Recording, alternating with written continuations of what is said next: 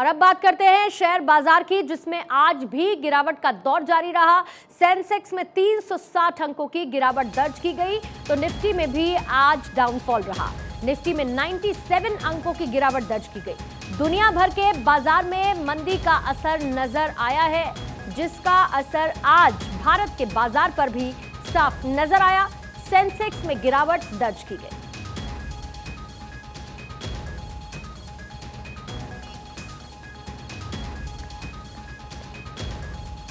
कुणाल गुप्ता इस वक्त हमारे साथ जुड़े हुए हैं। Kunal, the news is not so good today again. News I think काफ़ी बेहतर हो गई पिछले आखिरी घंटा अगर हम देखें तो डाउ फ्यूचर्स काफ़ी रिकवर हुआ है। और क्योंकि यूएस फ्यूचर्स बहुत पॉजिटिव चल रहा है, इसलिए आखिरी का जो घंटा डेढ़ घंटा है हमारी मार्केट का, उसमें आपने देखा होगा कि काफ़ी स्टॉक्स की रिकवरी हुई है। काफ़ी स्टॉक ज़्यादा नेगेटिव चल रहे थे, जैसे आईसीआईसीआई बैंक हो गया, रिलायंस हो गया, तो थोड़ा सा कहीं ना कहीं उन्होंने अपना लॉस पूरा करा है बाय द टाइम मार्केट खत्म हुई।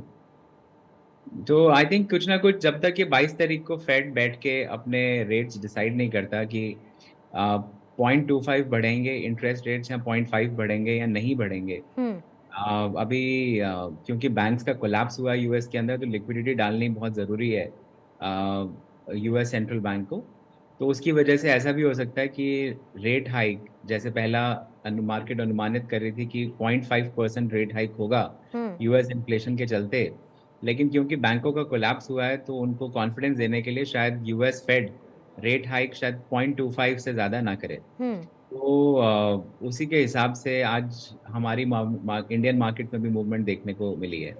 लेकिन कौन सा सेक्टर कुणाल एक तरीके की कुशनिंग मार्केट को देता हुआ नजर आ रहा है कंटिन्यूअस बेसिस पर, क्योंकि पूरी दुनिया में मंदी का असर तो है ही, और आपने क्योंकि बैंक्स का जिक्र किया, जाहिर है कि भारत बाजार पे भी, भारतीय बाजार पर भी उसका असर साफ है। कौन से ऐसे स्टॉक्स हैं जो एक तरीके की मार्केट को कुशनिंग देते हुए नजर आ रहे हैं, रिलायबल? सो कोई भी किसी भी तरीके की मार्केट में इस टाइम पे तो लगभग सारे ही सेक्टर्स थोड़े से डाउन जा रहे हैं। लेकिन कहीं ना कहीं जो हमारे मेटल के स्टॉक्स हैं वो थोड़ा ज़्यादा डाउन है। कुशनिंग कहीं ना कहीं एफएमसीजी, जो भी नेसेसिटी बेस्ड स्टॉक्स होंगे कभी भी किसी भी मार्केट में, वो काफ़ी ठीक स्थिति बनाए हुए हैं। इनफैक्ट बैंकिंग स्टॉक्स भी कोई बहुत ज़्यादा गिरे नहीं है इंडियन मार्केट्स में, अगर आप देखें जी। पिछले कुछ समय में।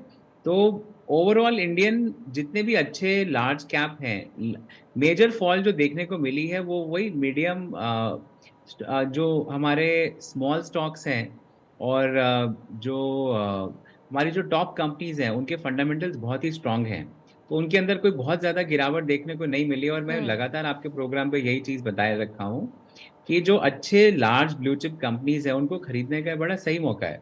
सही प्राइस पे कुछ अच्छे स्टॉक्स मिल रहे हैं, कुछ कंपनीज जो परफॉर्म कर रही हैं लगातार अक्रॉस सेक्टर्स।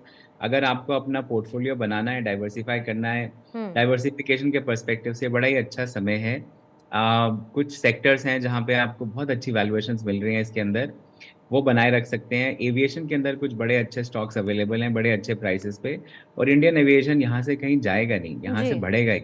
कुछ ऐसे और सेक्टर्स हो गए, इंफ्रास्ट्रक्चर के सेक्टर्स हो गए, जहाँ पे इंडिया में इंफ्रास्ट्रक्चर जिस स्पीड से डेवलप हो रहा है, जी। तो वहाँ पे इंफ्रास्ट्रक्चर स्टॉक्स की रिक्वायरमेंट, इंफ्रास्ट्रक्चर की जो अच्छी कंपनीज है उनकी रिक्वायरमेंट हमेशा बनी रहेगी। जी। टेक्नोलॉजी स्टॉक्स को अगर हम देखें तो वो भी बड़ी अच्छी वैल्यूएशन पे कुछ स्टॉक्स अवेलेबल हैं। ठीक है, यानी कि लॉन्ग टर्म पर्सपेक्टिव से आप कहते हैं कि मार्केट में अभी इन्वेस्ट करने का राइट टाइम है, और वो भी लॉन्ग टर्म के लिहाज से।